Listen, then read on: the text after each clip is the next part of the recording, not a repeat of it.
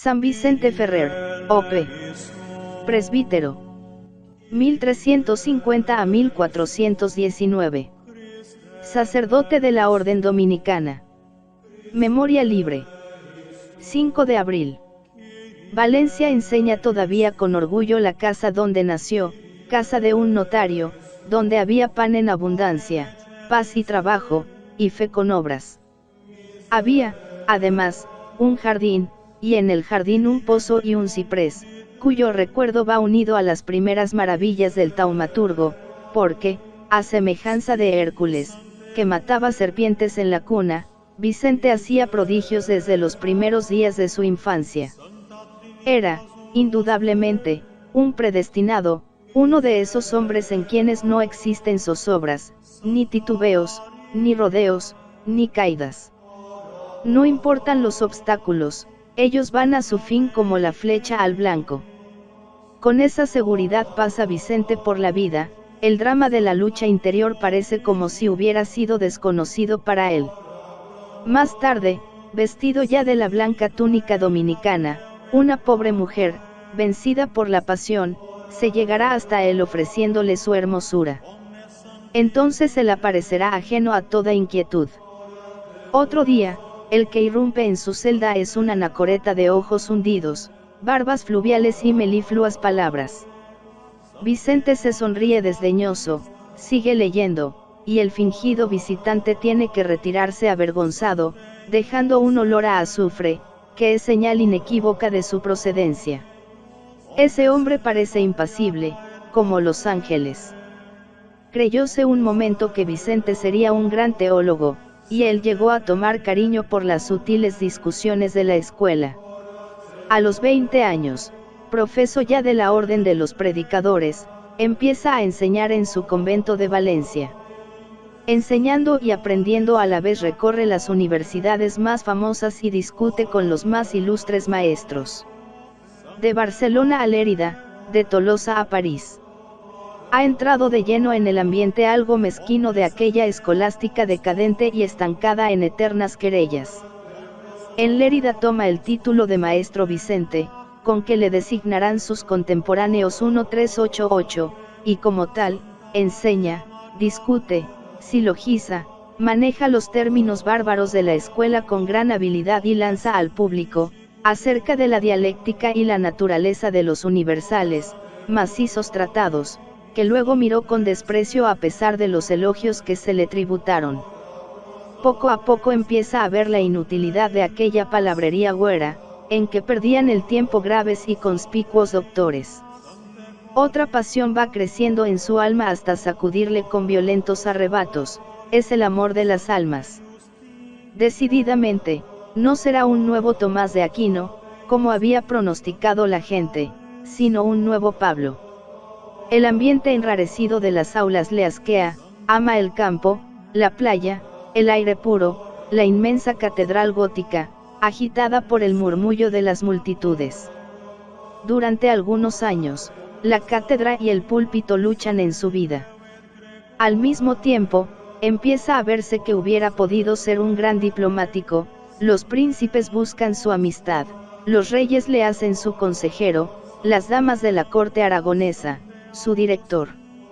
Caminando hacia Castilla 1391 para tejer sus ingeniosas combinaciones políticas, le descubre el cardenal Pedro de Luna, le agrega a su séquito, le pasea de corte en corte y le lleva consigo a la de Aviñón. Así quedó el maestro Vicente ganado a la causa de Benedicto XIII. Ahora, decían todos, será obispo, cardenal y uno de los hombres más influyentes de la Iglesia. Ahora es cuando acaba de ver con toda claridad que su misión es ser solamente y perfectamente un hermano predicador. Durante una grave enfermedad, le parece ver al mismo Cristo que se acerca a su lecho, le acaricia con la mano en la mejilla y le dice, levántate y ve a predicar, lucha contra el pecado, convierte a los pecadores y anuncia el día del juicio. El pontífice quiere detenerle con cebo de honores, brilla la púrpura delante de sus ojos, pero él la rechaza, más contento con la nieve de su túnica de predicador. Está maduro para la obra providencial, conoce a los hombres, Ha revuelto muchos libros, ha viajado por muchos pueblos, ha sondeado la conciencia de los contemporáneos, y ha pasado muchas noches meditando la ley de Dios. Una fuerza irresistible le arrastra. Benedicto XIII le concede, al fin, su bendición para misionar, con el título de legado a Latere Christi. Y empieza la odisea prodigiosa del orador, del glosolalo, del catequista, del viajero. Obra apostólica, brío de luchador, arrestos de estadista, portento humano en resistencia física y en dominio de los hombres, y testimonio flagrante del poder natural que reside siempre en la Iglesia. Pasma el prodigio de su taumaturgia, y mucho más el de su verbo fascinador. Cruza y recruza las naciones, ora en su asnilla, salvando montes y ríos, atravesando sierras y barrancos, ora navegando mares y ríos y llevando a todas partes su palabra colorida y persuasiva, en que chispeaba la luminosidad mediterránea. El ambiente de la época exacerba la acometividad de su celo.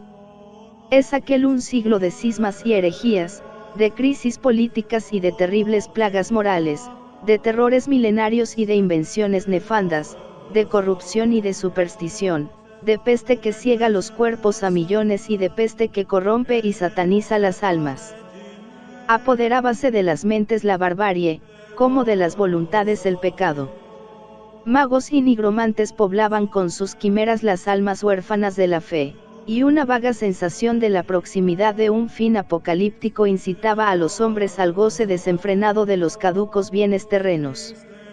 En presencia de tantos males, el espíritu del maestro Vicente temblaba y se estremecía. Había que reaccionar contra aquella tendencia disolvente, había que poner un dique de acero a la corriente del error, había que luchar y magnetizar y salvar los tesoros morales de 14 siglos de cristianismo.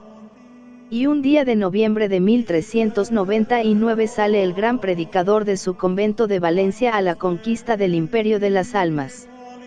La autorización pontificia es su adarga de caballero, la espada, su palabra, su armadura, la fe, su arsenal, 4 libros, y su enseña, una cruz de palo. España recoge las primicias de aquel apostolado. De Aragón y Cataluña pasa a la Provenza y al Delfinado, penetra en Italia, evangeliza el Piamonte y la Lombardía, atraviesa los Alpes, aparece en Saboya y en Suiza, llega hasta Holanda, se interna de nuevo en las provincias francesas, y de ellas le saca un ruego del rey Moro de Granada, que no quiere morirse sin oír la elocuencia prodigiosa del alfaquí cristiano. Su llegada es siempre un acontecimiento, las turbas salen en su busca, los comercios cierran, los catedráticos suspenden sus lecciones, y Vicente predica en los templos, en las plazas y en los caminos, predicaba mañana y tarde, y a veces durante varias horas, sin cansarse nunca. En una carta que escribía desde Génova al vicario general de su orden, le hablaba así de esta vida ambulante: al fin, después de un año de ausencia, encuentro un momento para escribiros. Son increíbles las ocupaciones que llenan mi vida. Diariamente predico al pueblo, que viene a buscarme de todas partes. A veces tengo que predicar 2 y 3 veces después de celebrar y cantar la misa. Los sermones tengo que prepararlos en los caminos. Las gentes acudían de las aldeas más apartadas a escuchar aquella palabra, que era todo calor, sinceridad y espontaneidad. Al fin encontraban un hombre que sabía llegar hasta su corazón. La predicación evangélica había caído en desuso, o no se predicaba, o se subía al púlpito para discutir tesis de escuela, para propagar devociones interesadas que olían a superstición, o para captar la atención del público con citas de los clásicos, con gestos extravagantes, con discursos y actitudes burlescas. Iba en aumento aquella teatralidad que ya había flagelado Dante, cuando decía: ahora se sube a la cátedra para deslumbrar con juegos de palabras, para decir chistes ingeniosos y para hacer bufonadas. La gente se ríe, y el capuchón se hincha, esto es lo que importa, lo demás no interesa. Un predicador muy grave, predicando sobre el evangelio del grano de mostaza, sacaba primero una semilla casi invisible, luego un rábano enorme, y con esto creía haber convertido a su auditorio. Otro, más cómico, para persuadir a los hombres que se armasen contra los musulmanes, se quitaba el manto en medio del sermón y aparecía vestido con traje de general. Otro, más cínico, tratando de persuadir la limosna, gritaba como un energúmeno: «Sabéis el mejor medio para ganar el cielo. Las campanas de mi convento os lo dicen, dando, dando, dando». Desde el primer momento, Vicente Ferrer rompió con todos estos abusos, consagrándose exclusivamente a combatir el vicio y la ignorancia. En un sermón, exclamaba: «No nos dijo Cristo, predicad a Horacio o a Virgilio, sino predicad el Evangelio». Y añadía: «Un chorro de agua no puede subir más alto que la fuente que le alimenta, y lo mismo sucede con la doctrina de los poetas, viene de la tierra, y, en consecuencia, no nos puede levantar por encima de la tierra. El Evangelio, en cambio, nos lleva hasta el cielo, de donde procede». Para Vicente, predicar es sembrar, y por tanto, es derramar la vida, porque la vida se conserva por la semilla, es sembrar en las conciencias de los hombres el grano del Nuevo Testamento. Y pintándose a sí mismo, comentaba: «Sale el predicador, lo mismo que el sembrador evangélico, sale de su celda, donde ha perseverado largo tiempo meditando, reflexionando, seleccionando en los graneros del Señor una buena simiente, autoridades, figuras, parábolas, comparaciones». Fruto de este trabajo paciente y escondido eran aquellos sermones que llenaban de entusiasmo a las multitudes. Todavía nos quedan varios centenares, unos en latín y otros en valenciano. Hay en ellos claridad de expresión, profundidad de doctrina, riqueza de imágenes, esas imágenes que tienen olor de campo y de cocina, y que a veces nos hacen pensar en San Juan Crisóstomo. Hay, además, y sobre todo, unción. Al leerlos, se siente el alma insensiblemente como contagiada por ese calor suave que el santo iba atesorando en sus largas horas de oración nocturna.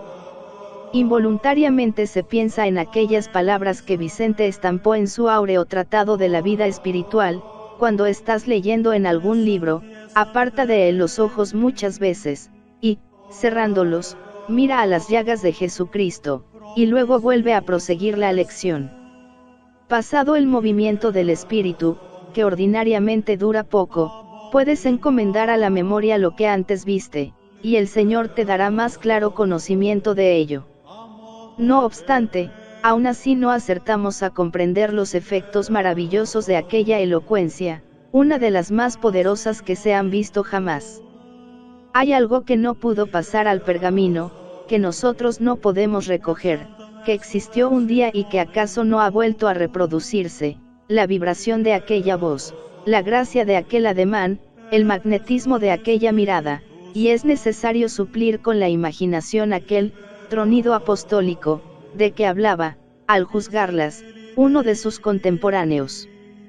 Todo en su presencia predisponía en su favor. Su hermosura recia y varonil le puso repetidas veces en serios compromisos: estatura más que regular, frente amplia, coronada por un bello cerquillo de cabellos de oro, ojos grandes y oscuros, gesto expresivo, porte majestuoso, y una voz sonora, que parecía una campana de plata, dice un antiguo cronista, y que él dominaba con tal habilidad, que a veces tenía toda la fuerza aterradora del trueno, y a veces parecía dulce brisa portadora de amor y de consuelo. Pero en aquella voz vibraba la santidad. Todo el mundo sabía que aquel hombre era puro como un ángel y austero como una anacoreta. Sus mortificaciones le habían despojado de aquellas rosas que, siendo joven, brillaron en sus mejillas, y que solo volvían a encenderse cuando, en el arrebato de una pasión sagrada, apostrofaba a los ricos, describía los terrores del último día, afeaba la ignorancia y la inmoralidad de los clérigos, hacía temblar a los pecadores, ponderaba los acerbos dolores de la pasión de Cristo, o, preso de una súbita emoción, quedaba mudo, con los ojos estáticos, el pecho anhelante y los brazos extendidos hacia una lejana e invisible belleza. Un fluido misterioso recorría entonces las filas de los oyentes, se oían gritos, sollozos y acentos de admiración, muchos se arrojaban al suelo confesando sus pecados, y miles de voces clamaban, misericordia. Misericordia. En Saboya y en el Delfinado, nidos de herejías valdenses y maniqueas y de cultos idolátricos al sol, quedaron recuerdos seculares del poder victorioso de aquella palabra, y todas las juderías españolas sabían de las magníficas acometidas del hombre que despoblaba sus sinagogas. Fue él quien, lejos de provocar una matanza de judíos en Toledo, convirtió allí a más de 4.000 circuncisos, quien, con su ejemplo y con el fuego de su fe, convirtió a un rabino famoso en el teólogo cristiano Jerónimo de Santa Fe, quien en el Congreso de Tortosa determinó la abjuración de 14 rabinos más, con la multitud innumerable de sus secuaces. El demoledor le llamaban los hebreos, porque gracias a su acción y a su palabra, más de 200.000 talmudistas aceptaron la ley del Evangelio. Insigne labor social, al par que religiosa. Apaciguáronse los bandos, se refrenó la usura, se abarató la vida y se vertió el dinero sobre el campo. Y todo por la atracción irresistible de aquel hombre, que convencía, arrastraba y metamorfoseaba las almas, atracción hasta cuando asustaba con las descripciones del infierno, hasta cuando derribaba por tierra a sus oyentes despavoridos. Recordemos solamente aquel día de Tolosa. En los apóstrofes del predicador parecían vibrar las trompetas del juicio final. Levantaos, muertos, y venid a juicio, repetía Vicente, glosando la escritura. Y el acongojado auditorio no huía, no se dispersaba a impulso del terror. Demudados los rostros, yertos de espanto los miembros, sacudidos por un escalofrío mortal, apiñábanse los fieles como el rebaño a los pies del pastor al oír el aullido del lobo. Magnífico poder de atracción que fulguraba en torno a las maravillas de su taumaturgia. Dios había querido poner en aquella palabra el prestigio incontrastable del milagro. Un hombre que, de súbito, se detenía en medio del discurso para anunciar a un pueblo hambriento la llegada de los barcos de trigo, podía manejar a su talante el auditorio más rebelde. Un hombre que, después de predicar, se ofrecía a curar todas las enfermedades, podía tener todas las audacias y todas las exigencias. Y así era Vicente Ferrer. Todas las tardes sonaba junto a él la campana de los milagros. Al oírla, llegaban los tullidos, los cojos, los ciegos, los sordos, los moribundos. Él levantaba los ojos al cielo, extendía las manos, rezaba una oración, y la multitud se diseminaba entonando cánticos de agradecimiento. Un testigo ocular escribía desde León el 6 de septiembre de 1404, Fray Vicente Ferrer, maestro de teología, que va predicando por el mundo la palabra de Dios, acaba de pasar por aquí. Después del sermón, este religioso, lleno de fervor y santidad, visita a los enfermos, ruega a Dios por ellos, pone sobre ellos las manos y los cura a todos. Otro contemporáneo, Juan Naider, decía de él, 10 años después de su muerte, este hombre tuvo un poder casi divino para subyugar los corazones de los hombres. Rara vez encontró una iglesia o una plaza pública bastante capaz para contener a las multitudes de sus oyentes. De ordinario, predicaba en las llanuras espaciosas, donde se hacía un tablado muy alto para que el celeste predicador pudiese ser oído y visto de todos. No conmovía menos por la suavidad de su fisonomía y la gracia de su ademán, que por las palabras angélicas que caían de sus labios. Vicente era humilde. Es esta una afirmación que rara vez habrá visto el lector en las páginas de este año cristiano, por la sencilla razón de que hubiéramos tenido que repetirla en todas. Pero importa decir que Vicente era humilde. Que bellamente hablaba de la humildad en su tratado de la vida espiritual, cuando dice que, para vencer las tentaciones, no hay como considerarse uno como si fuera un cuerpo muerto, lleno de gusanos y tan hediondo que los que pasan junto a él apartan, por no verlo, sus ojos y se tapan las narices porque no les obligue tan pestilente hediondez a vomitar. Y añade, hablando consigo mismo, ahora, amigo, importa que lo sintamos así yo y tú, pero yo mucho más que tú, pues toda mi vida es podredumbre y estiércol. Mi cuerpo y mi alma y todo lo que en mí hay está feo y asqueroso a causa de mis miserias y pecados. Y lo peor es, desgraciado de mí, que cada día se aumenta en mí este hedor, que ni yo mismo puedo soportar. Evidentemente, este es el lenguaje de la humildad, pero este hombre humilde se holgaba en la magnificencia, gozaba con las funciones espléndidas y aparatosas, las misas bellas y solemnemente celebradas, amaba la música y la pintura y predicaba de mejor gana en tablados engalanados con tapices, flores, coronas y luminarias. Consigo llevaba siempre su capilla musical, y, a veces, en los pueblos por donde pasaba, dejaba como recuerdo una imagen de la Virgen o de Nuestro Señor, o alguna pintura de inspiración evangélica. Todo esto, decía él, se debe a la palabra divina, es el homenaje a la luz, no a la lámpara que la contiene. Pero no hay que olvidar que Vicente era un valenciano. Su alma de artista, su afición a lo magnífico, y aún un poco a lo teatral, le venía de su temperamento levantino, era como un resabio de los jardines de su tierra, como un eco de la graciosa arrogancia del Miguelete. Conocedor de los hombres, sabía, además, cuánto valen estas cosas para conmover el corazón, siempre niño, del pueblo. Su entrada en una ciudad era un espectáculo impresionante, que disponía el campo para la siembra de la palabra. Vicente no iba solo, llevaba su compañía, que a veces formaba un ejército numeroso, varios miles de personas. Tenía compañeros que no le abandonaban nunca, y otros que solo le seguían una temporada. Eran hombres y mujeres, niños y personas de edad, músicos para cantar la misa, devotos que se ponían bajo la dirección del gran misionero, y penitentes que querían satisfacer así por sus pecados. Todos llevaban un vestido pardo, como el de los peregrinos de aquel tiempo. Su organización recordaba la de una comunidad dúplice. Hubiérase dicho un monasterio ambulante. Una campanilla anunciaba las horas de la marcha, del sueño, de la comida, de los rezos y del trabajo, pues todos debían vivir del trabajo de sus manos, en cuanto se lo permitía el constante peregrinar.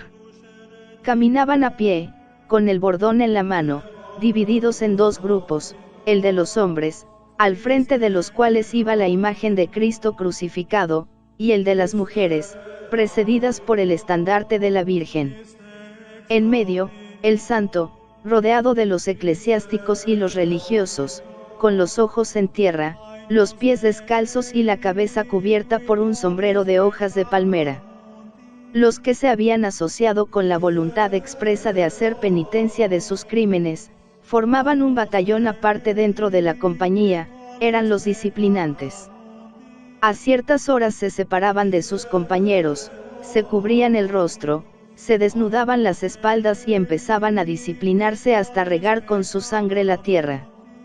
Estos desfiles despertaban la curiosidad de las muchedumbres, las enternecían, las transformaban. Las ciudades se despoblaban para salir en busca del hombre de Dios, del nuevo Mesías, del predicador de la paz y la penitencia. Los obispos y los magistrados presidían estas recepciones, y tal era la aglomeración de gente, que el santo tenía que encerrarse en una barrera que llevaban 4 de sus acompañantes. Ni aún así podía librarse siempre de la devoción indiscreta de los que querían tocarle, besarle o llevarse alguna reliquia de su hábito o de su cuerpo. Tal fue la vida de este gran apóstol durante 20 años. Y aún le quedaba tiempo para intervenir en la historia política y religiosa de aquel tiempo, para llevar a feliz término obras ingentes de paz mundial, como el compromiso de Caspe y la terminación del cisma de Occidente. 5 pretendientes aspiraban al trono de Aragón. Hervían las ambiciones, reuníanse parlamentos, cruzábanse embajadas, y tras un interregno de 2 años, parecía como si se abriese una cima histórica donde iban a hundirse los 3 estados sin monarca. Al fin, Cataluña, Valencia y Aragón se ponen de acuerdo para buscar una solución al conflicto. 9 personas de ciencia y conciencia pura y buena fama, se reunirán en el castillo de Caspe para decidir la cuestión.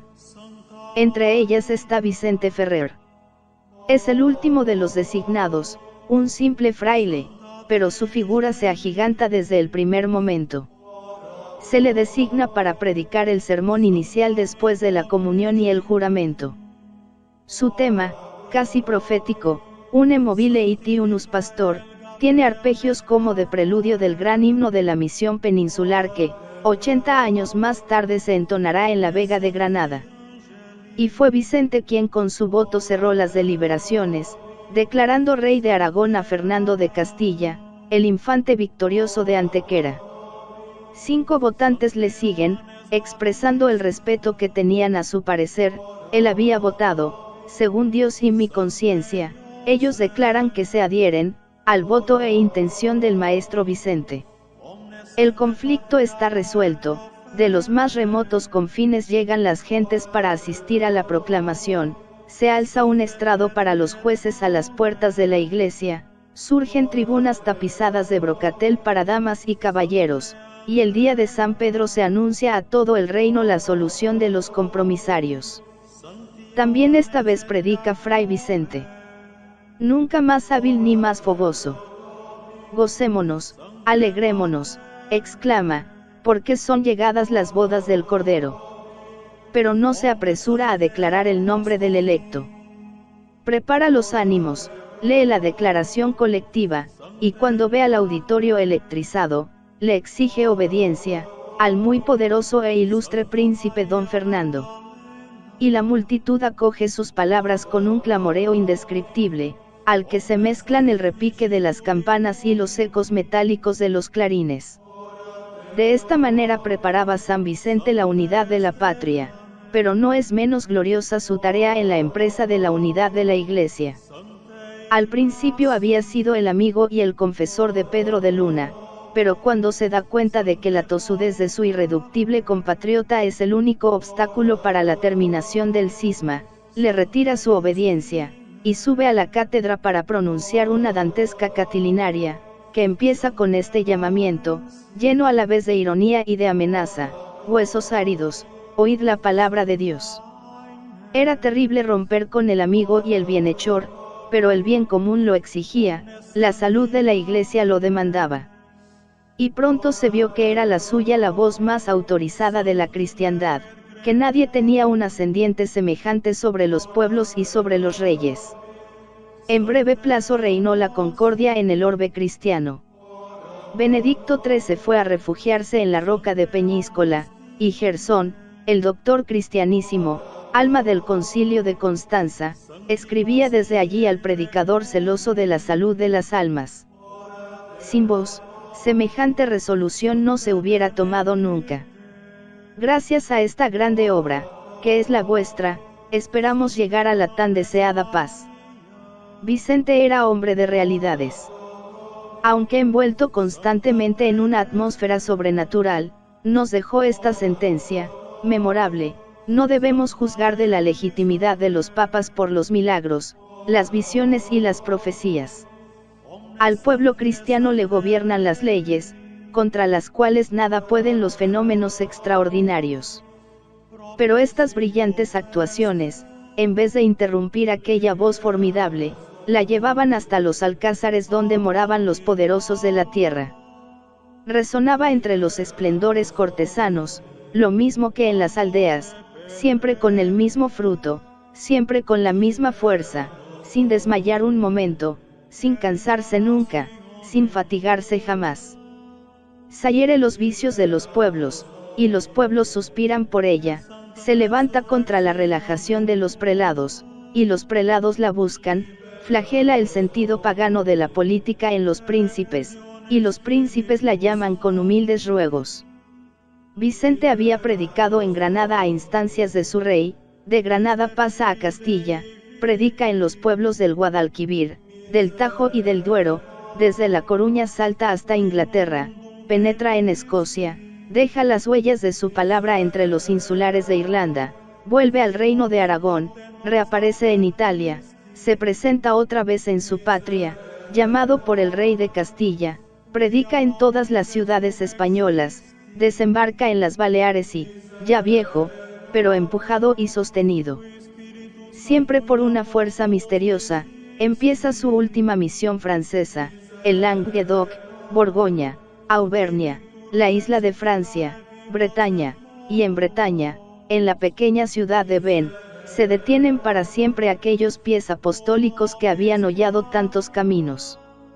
Pero testigos de su paso, quedaban por todas partes regueros de luz, llamaradas de vida, flores de saber y santidad.